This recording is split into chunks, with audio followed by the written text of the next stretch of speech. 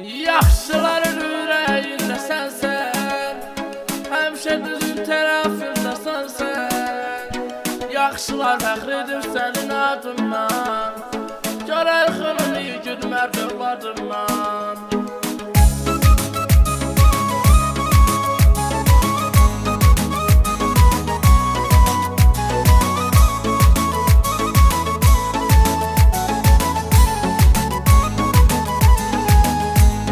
Yaxşıların iftixarısan sən, həmişə düzün tərəfdarısan sən.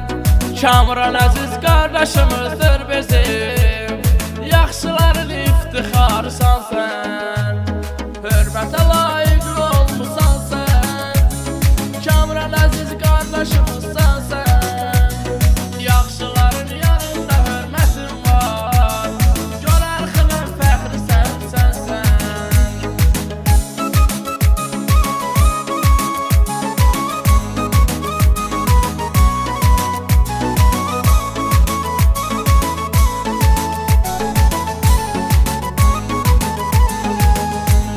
Layiqlisən həmişə dosta qardaşa, sənin adını həsr edərəm birbaşa.